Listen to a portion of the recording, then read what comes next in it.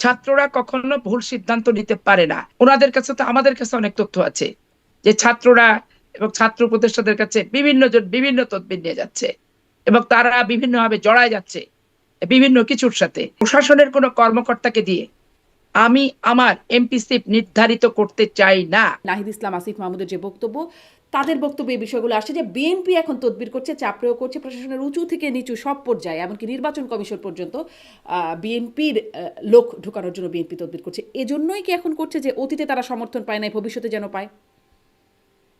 আমরা কোনো প্রশাসনিক সহযোগিতার মাধ্যমে নির্বাচনে নির্বাচনে জয়লাভের চিন্তাই আমরা করতে পারি না। আমাদের কথা হচ্ছে ভোট নিরপেক্ষ হতে হবে। নিরপেক্ষ ভোটে আমার অবস্থান জনগণ নির্ধারণ করে দিবে।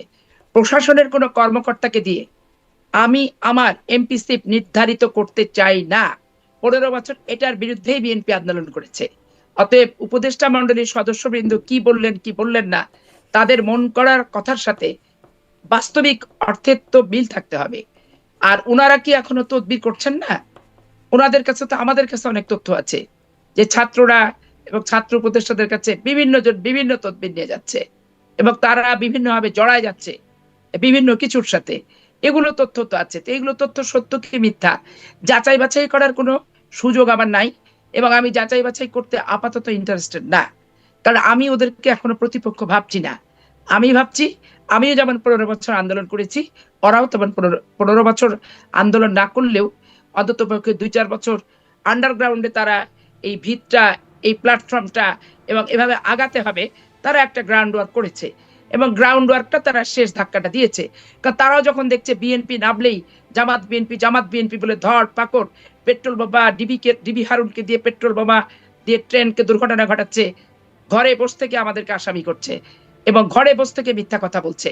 এক একটা ইনসিডেন্ট তারা ঘটাচ্ছে, মামলার তথ্য উপাত্ত তারা তৈরি করছে শুধুমাত্র আমাদেরকে আসামি করার জন্য।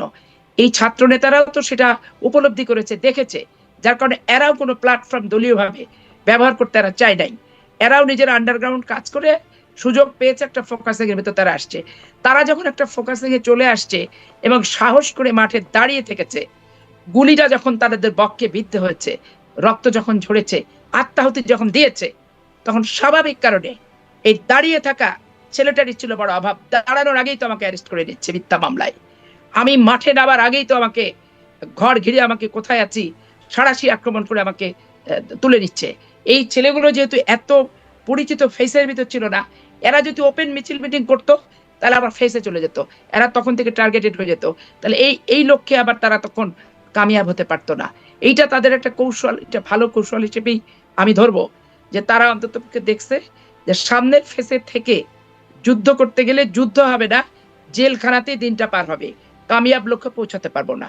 এই জন্য তারা সাহসিকতার সাথে আন্ডারগ্রাউন্ড মাঠ ওয়ার্ক করেছে, করে যখন তাদের আত্মপ্রকাশ করার দরকার তারা তখনই আত্মপ্রকাশ করেছে। মানে এদেরকে আমি আমার ছাত্রদের বা প্রতিদ্বন্দ্বী বৈষম্যবিরোধী ছাত্রদের দিচ্ছেন। এখন আপনি ছাত্রদের কথা বলছি একদম স্পষ্ট না, তারপর একটু শেষ করে নিই। এদেরকে আমি প্রতিদ্বন্দ্বী কিংবা আমার প্রতিপক্ষ আমি এখনো মনে করি না, কারণ আমি মনে করি যে ছাত্ররা কখনো বিপদগামী হতে পারে না, ছাত্ররা কখনো ভুল সিদ্ধান্ত নিতে পারে না, ছাত্ররা কখনো কারোর খপ্পরে পড়তে পারে না।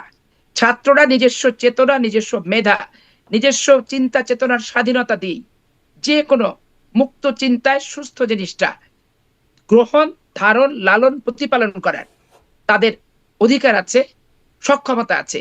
এটা আমি মনে প্রাণে বিশ্বাস করি। তাহলে